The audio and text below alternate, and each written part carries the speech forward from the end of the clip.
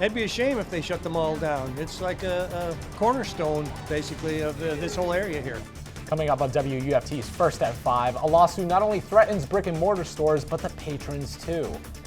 A controversial new Florida bill intends to do good for our state parks. And a wanted fugitive taunts the deputies looking for her on social media. We have the response from the sheriff's office. First at 5 starts right now. First at 5. From the University of Florida's College of Journalism and Communications, you're watching WUFT News.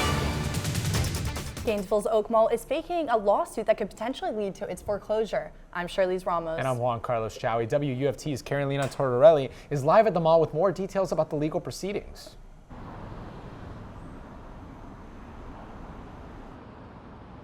In my hands, I have the lawsuit that the U.S. National Bank Association filed against Oaks Mall due to an unpaid loan. I read all 13 pages to learn more about what this means and what consequences it brings to this Gainesville staple and its shoppers. Rando and Mary Geiger have a special day every Wednesday. Their place of choice? Oaks Mall. However, the brick-and-mortar landscape they know is changing. We always notice the stores that are closing as we come every week, and it seems like more and more are closing up.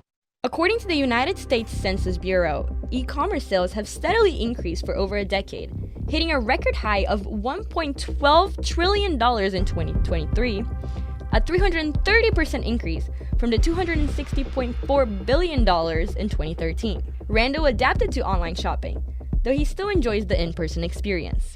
We are online shoppers, yes, but I like the tactile feel of things, so you go into the store and you look it over, you try it on, buy it, don't buy it. This shift towards online shopping has been affecting many brick-and-mortar businesses that have been struggling to stay afloat. It'd be a shame if they shut them all down. It's like a cornerstone, basically, of this whole area here. A move that would change their weekly date plans. If the court rules in the bank's favor, and if Oaks Mall fails to pay the initial debt on top of some additional legal fees, it could be foreclosed. Live outside Oaks Mall, I'm Carolina Tortorelli, WUFT News. Police are searching for the suspect of the armed robbery of Wildside Smoke Shop around Southwest 13th Street and Southwest 5th Avenue. Police say the robber is a white man with curly red hair wearing a white shirt and sweatpants. Law enforcement says the area is clear, but they'll continue investigating, and we'll continue to update you when we have more information. The CDC says that the United States flu cases have skyrocketed to numbers we haven't experienced in the last 15 years. The center says 43 states have reported high or very high flu cases last week, with the majority of them coming out of the South, including Florida.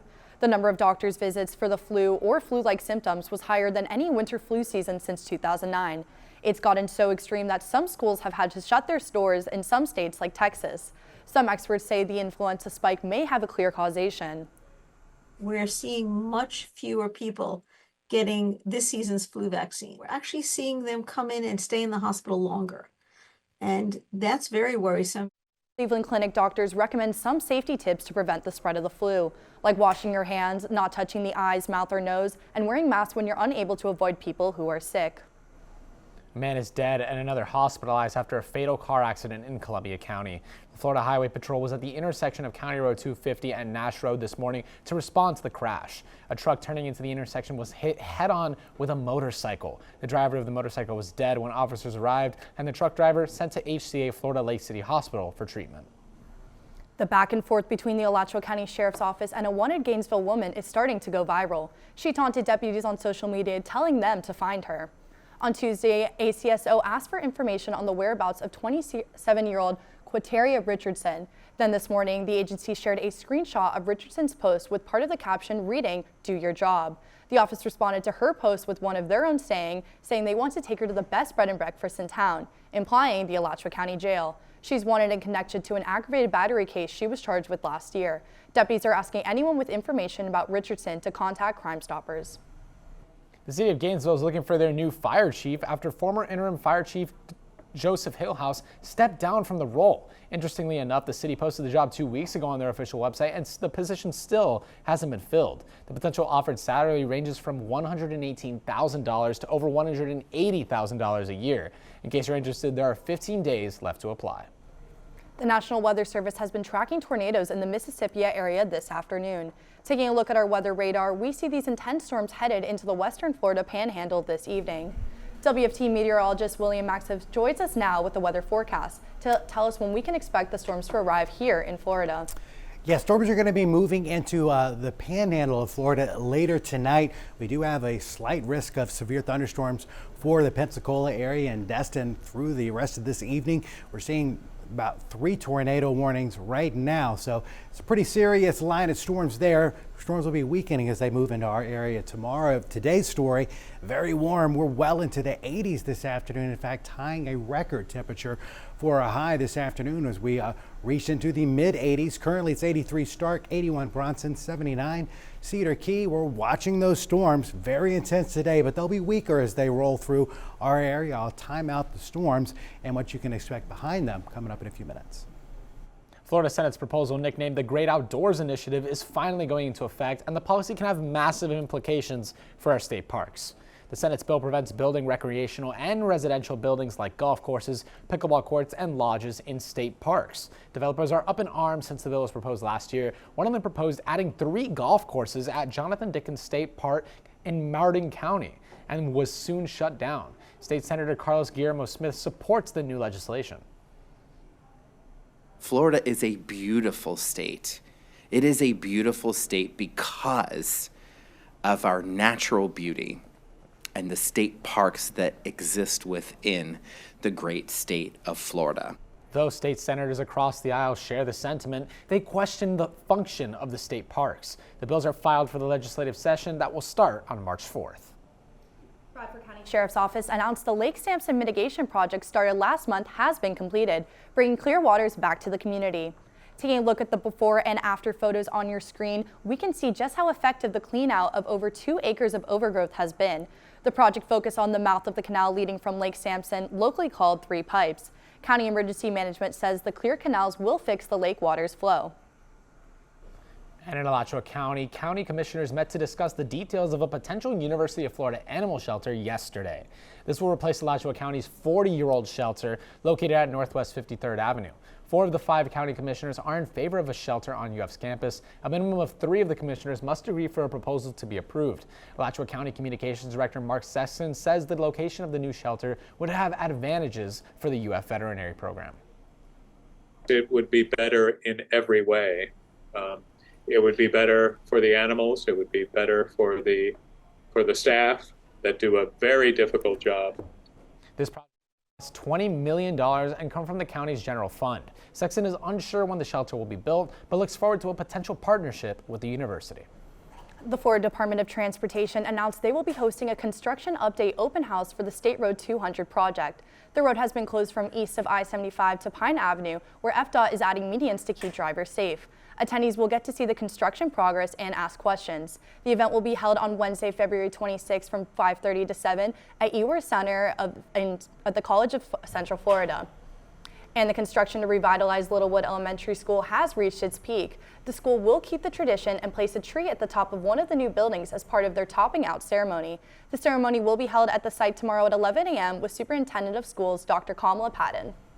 Coming up on First at 5, I'll feature how one veteran's war with mental health was won on the water. And we'll continue to tell you stories from across Florida's waves and waterways after the break.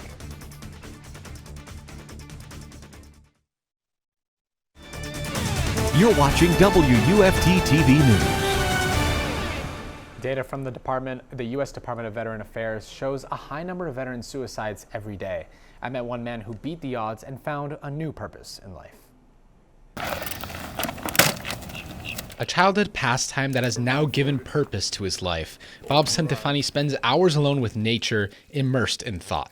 It's a passion he missed for most of his life, something he almost never got to do again. Between 01, 02, I committed suicide. Sat in the bathtub with a blow dryer. Bob served in the military from 1977 to 1981, and he left with a lack of stability. After his suicide attempt in 2001, he went into rehab and eventually arrived at the Gainesville Veteran Affairs Hospital. One day, his rehab group took a trip to the UF-IFAS fishery, where the words of their tour guide would change his life. I just happened to hear her say she wished she had a volunteer. And since that moment, 8 years have passed. Got a couple of bass in here. When he's not preparing rods, he's helping to teach kids how to fish. I get a kick out of it with the kids. They first start out. A couple of them, they want to catch the fish, which I hope they do, but sometimes they don't catch it. The people he works with are grateful for all he's done. There's nothing that Bob doesn't help us with. He is the most dedicated volunteer that we've ever had. We wouldn't be able to do what we do without him. Bob is fortunate. He found fishing and volunteering as a reason to live. But not all veterans are as lucky. According to a report by the U.S. Department of Veteran Affairs, about 17 veterans commit suicide every day. Florida also ranks low in per capita government spending on mental health compared to states like New York, where the population is smaller, but the difference in spending is massive. Despite this, Bob was able to beat the odds, and now he has one piece of advice for people like him. Get help. Don't be afraid. Get help. If you or someone you know is a veteran going through PTSD or other conditions, know that you're not alone. The first step to getting help is to call the Veterans Crisis Line at 988 and then press 1. Our Florida waters aren't just home to those inhabiting them in the present, but to creatures that roamed our lakes and streams in the past. The Florida Museum of Natural History has an update on what they found. In 2022, two fossil collectors, Robert Sinibaldi and Joseph Brennan, dove deep into the murky waters of the Steinhatchee River. They uncovered what can only be described as a treasure trove of fossils in nearly pristine condition. The scientists came to the Florida Museum of Natural History with their findings, and they realized these bones were a piece of a much larger puzzle. It's told us a lot of new information about a hitherto poorly known interval in time. And so it's, what we have is good, but, what potentially out there it could be much better. Holbert emphasizes non-professionals are sometimes their eyes and ears and hopes more will report their findings to help make scientific discoveries. Florida Museum also released new data on the number of worldwide shark attacks in 2024, and they say their hometown held the bulk of the numbers. The museum's international shark attack file revealed that even though the number of attacks plummeted in 2024, Florida held 50% of the 28 shark bites in the United States. More than half of these happened in what researchers call the unofficial shark bite capital of the world, Volusia County. The organization is urging beachgoers to remove shiny jewelry and stay close to shore. You can visit the International Shark Attack File's website for the full report. Well, near record heat today, going to warm up those waters. Temperatures reach the mid-80s today, but a cold front is headed our way. I'll tell you about the temperature drops coming up. An update to a breaking news story we brought to you at the top of the show. UF Public Safety says that the suspect at the center of an armed robbery is in police custody. We're working to learn more on the details of the suspect's capture, and we'll bring those to you on WUFT.org.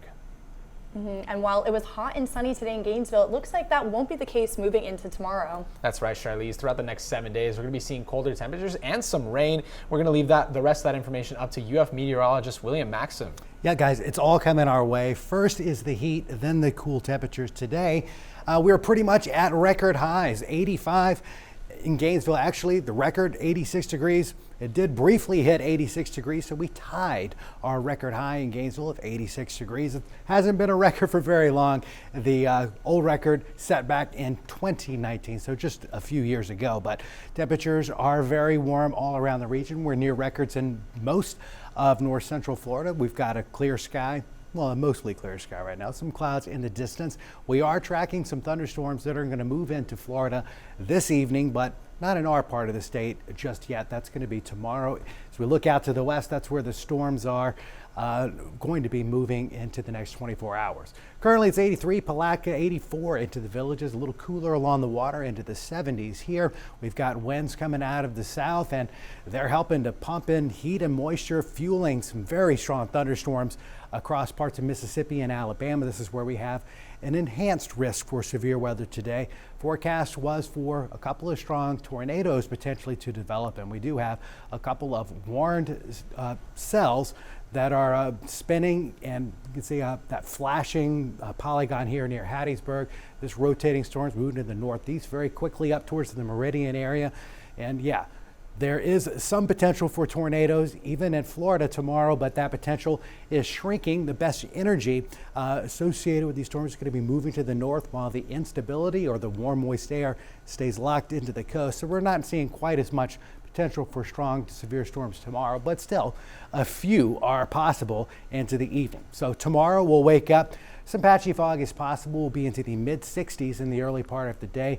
And then we're tracking showers and thunderstorms. That front going to be moving our way, and we'll start to see some sprinkles, I think, just after lunchtime. But I think right around this time tomorrow, that's when we'll see the bulk of the precipitation coming through. A line of storms going to charge through the region, swing those winds around and turn those winds around to the north. So we're still going to be warm tomorrow. We're going to be into the 80s before those showers arrive. They're going to come in into the late part of the afternoon.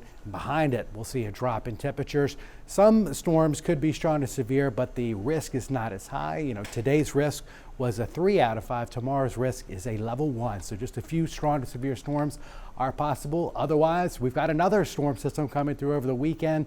It's going to bring some rain mainly on Sunday. Those showers will be followed by some cooler temperatures next week. Highs Monday only in the 60s. Coming up after the break, Florida men's basketball dominated Mississippi State on the hardwood last night. And WUFT's Alyssa Britton-Harr is live from KDC's pre-Holt Wesley Stadium as Florida softball's undefeated streak is put up to the test again.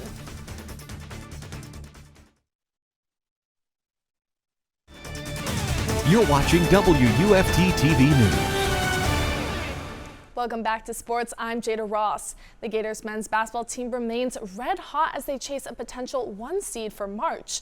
Last night, the Gators in Starkville took on a ranked Mississippi State, chasing a second straight ranked win on the road for the first time in program history.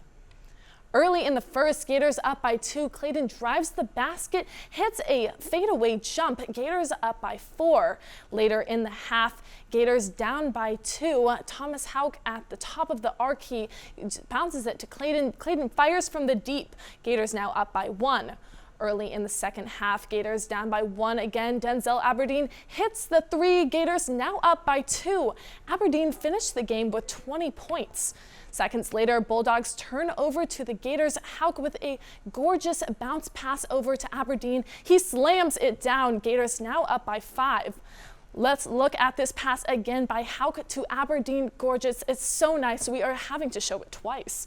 Gators still up by 5. Another turnover by the Bulldogs. This time, Will Richards hits it from the deep end and working to pad their lead. Gators are now up by 14. This time, Clayton hits it again from the deep end. Gators are up by 17, and the Gators went on to win 81-68 in Starkville. With the win last night, the Gators have now won 6 of their past 7 games, including 3 in a row. Over those six wins, the Gators' average margin of victory is 13 points, and over the past 3 games, they have not had their full complement of players. Next up for the men, they will host South Carolina at the O-Dome on Saturday evening. Tip-off is set for 8:30 p.m. But it wasn't all good news for the Gators last night. Guard and SEC Player of the Week Alex Condon went down early in the first half with an ankle sprain. The team said X-rays were negative, but he's expected to miss time. Gators softball has had an incredible opening week to the season. They are off to a perfect 7-0 start. WUFT's Alyssa Britton-Harr is at the softball stadium with radio broadcaster Ryan Urquhart to preview tonight's game versus Stetson. Gators softball remains undefeated after a dominant win against Jacksonville Tuesday night. Joining me is Ryan Urquhart. Ryan, Coach Walton talked about this team not letting the preseason hype get to their heads. What about the maturity of this team has allowed them to be so successful early on in the season? Well, the first thing is so many returners from that Women's College World Series semifinalist team from a season ago, a core group of Jocelyn Erickson, Corby Otis, Kendra Falby. They bring back the SEC Freshman of the Year, Keegan Rothrock. All of that experience really serves in helping this team become more mature and continue to bond, as well as some very experienced newcomers, Kenley Cahalan, Riley Holtorf, coming over from big programs, made what was already a very good team even deeper. Another big game tonight for the Gators. What should fans expect? Should expect a really fun one. Both teams are undefeated. Stetson 5-0 for the first time since 2012. Obviously, this is a Florida team with a lot of excitement. They're undefeated as well. They looked the part of a national title contender on opening weekend. You should expect big swings. Taylor Shoemaker right now leads the country in home runs, is only a freshman, and a lineup that just continues to rake at an insane clip. Expect big swings, great pitching, and overall a fun game. Thanks, Ryan. Good luck tonight. Thank you, appreciate it. The Gators are underway at 6 p.m. tonight, and you can hear Ryan's call of the game on SEC Network. Reporting live from KDCL Presley Stadium, Alyssa Britton-Harr, WUFT Sports. Let's stay on the diamond but switch over to baseball. And the Gators get their season going Friday with the opener of a 3-game series at home against Air Force. The men are coming off a successful 2024 season that saw them get to the College World Series, but their season ended with a disappointing loss to Texas A&M, just 1 game short of making it to the finals. This year, they entered the season in a state of flux with big hitters like Jack Caglione gone from the team. Because of that, senior Ty Evans says the Gators have to adjust their game. Being able to change like the way we play a little bit, you know what I mean, if the wind's blowing in. Being able to hit and run, move some guys over, steal some bags, find different ways to score rather than just hitting home runs. I feel like that could be huge for us this year. Their opening season opposition, Air Force, finished 27-28 last season. First pitch will be at 6:30 p.m. on Friday. Newberry High School is still undefeated heading into the boys basketball state tournament this weekend. They come in with a perfect 23-0 record. The Panthers will take on Bowles High School tonight, and tip-off is at 7 p.m. Thanks, Jada. Let's get one last good look at the weather. Yeah, going to see some warm temperatures tomorrow, but showers come our way. We're cooler on Valentine's Day. Thank you for joining us. Have a good night.